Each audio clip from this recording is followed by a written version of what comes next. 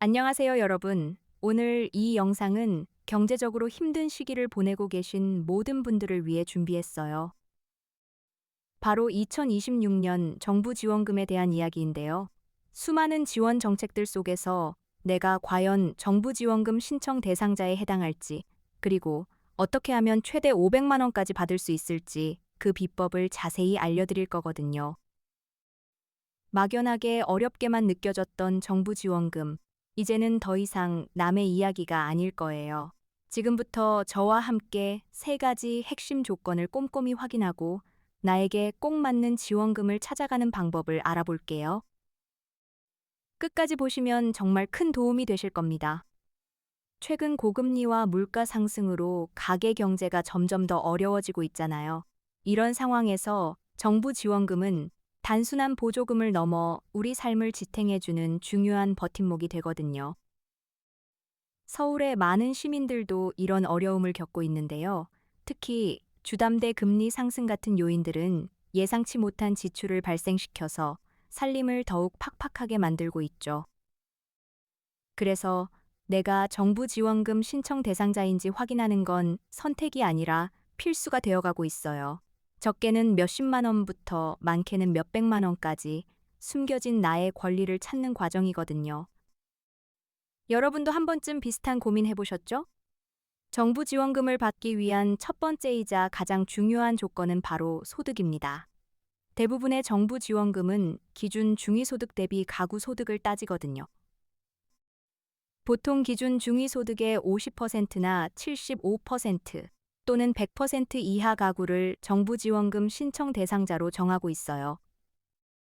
여기서 소득은 단순히 월급만이 아니라 근로소득, 사업소득, 그리고 재산소득까지 모두 합산해서 계산하게 되는데요. 맞벌이 가구의 경우에는 소득 계산에 특례가 적용되니 이 부분도 꼼꼼히 확인하셔야 해요. 내가 어느 범위에 속하는지 정확히 아는 것이 첫걸음이에요. 여러분도 한 번쯤 비슷한 고민 해보셨죠? 두 번째 조건은 재산이에요. 소득 기준을 충족해도 재산이 너무 많으면 정부 지원금 신청 대상자에서 제외될 수 있거든요. 주택이나 토지 같은 부동산은 물론이고 전월세 보증금, 자동차, 그리고 은행 예금이나 주식 같은 금융 자산까지 모두 재산으로 평가해요. 특히 재산 기준은 지역별로 공제액이 다르다는 점을 꼭 기억해야 하는데요. 예를 들어 서울 지역은 공제액이 다른 지역보다 높게 책정될 수 있으니 내가 거주하는 지역의 공제액을 정확히 확인하는 것이 정말 중요해요. 작은 부분까지 놓치지 않고 확인해야 해요. 여러분도 한 번쯤 비슷한 고민 해보셨죠? 제가 알아보니 마지막 세 번째 조건은 바로 특별한 상황이에요. 소득과 재산 기준을 조금 넘어서더라도 특정 상황에 놓인 분들은 정부 지원금 신청 대상자로 우선 고려되거나 특별한 혜택을 받을 수 있거든요. 예를 들어 한부모 가구, 다자녀 가구 또는 장애인 가구, 기초생활수급자분들은 여러 복지 정책의 혜택을 받을 수 있고요. 갑작스러운 실업이나 폐업, 질병 등으로 인해 생계가 어려워진 위기 상황에 처한 분들도 긴급 지원을 받을 수 있는 문이 열려 있어요. 이런 특별한 상황에 대한 정보는 정말 중요하니까요. 꼭 확인해 보셔야 해요. 솔직히 말하면 저만 헷갈린 게 아니더라고요. 이제 나에게 맞는 정부 지원금을 찾는 실전 단계로 들어가 볼까요? 가장 먼저 할 일은 나에게 어떤 지원금이 있는지 알아보는 거예요. 복지로 웹사이트나 정부 이입사 웹사이트에서 내 상황에 맞는 지원금을 검색해 볼 수 있고요. 내가 살고 있는 지방자치단체 홈페이지에도 지역 특화 지원금 정보가 많으니 꼼꼼히 확인해야 해요. 예를 들어 성남시에서는 취업 취약계층을 위한 특정 지원 사업을 펼치기도 하거든요. 내가 정부 지원금 신청 대상자인지 알아보고 어떤 지원이 가능한지 직접 검색해 보는 것이 500만 원을 받을 수 있는 첫걸음이에요. 정보를 찾았다면 이제 실제 신청할 차례인데요.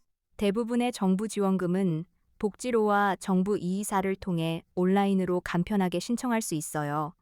신청 전에 필요한 서류 목록을 미리 확인하고 준비해 두는 것이 중요하거든요.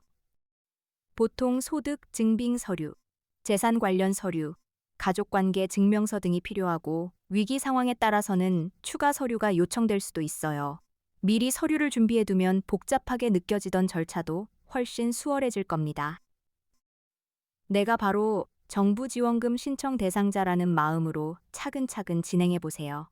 여러분도 한 번쯤 비슷한 고민 해보셨죠? 정부 지원금은 그 종류가 정말 다양해요. 크게 생계급여, 주거급여, 교육급여 같은 기초생활보장 제도부터 출산이나 육아를 지원하는 제도, 저득층을 위한 긴급복지 지원, 그리고 청년들의 자립과 취업을 돕는 프로그램까지 아주 폭넓게 구성되어 있거든요. 내가 정부 지원금 신청 대상자에 해당한다면 어떤 유형의 지원이 내게 가장 필요한지 파악하는 것이 중요해요. 한 가지 프로그램에만 국한되지 않고 여러 지원책을 살펴본다면 최대 500만 원이라는 목표에 더 가까이 다가갈 수 있을 겁니다. 솔직히 말하면 저만 헷갈린 게 아니더라고요. 제가 알아보니 정부 지원금을 신청할 때 몇 가지 꼭 주의해야 할 점이 있어요. 첫째, 중복 수혜 가능 여부를 확인해야 해요. 특정 지원금은 다른 지원금과 중복해서 받을 수 없거든요. 둘째, 신청 기간을 놓치지 않는 것이 중요해요. 기간이 지나면 신청 자체가 불가능해지니 달력에 꼭 표시해 두세요. 셋째, 서류를 잘못 제출하거나 누락하는 경우가 생각보다 많아요. 이런 작은 실수 하나가 정부 지원금 신청 대상자에서 제외될 수 있는 원인이 될 수 있거든요. 신청 전에 다시 한번 꼼꼼히 확인하는 습관이 필요해요. 우리가 놓치기 쉬운 부분이 바로 여기거든요. 오늘 내용 정리하자면 정부 지원금 신청 대상자가 되기 위한 핵심은 바로 소득, 재산, 그리고 특별한 상황이라는 세 가지 조건에 해당되는지 확인하는 거예요.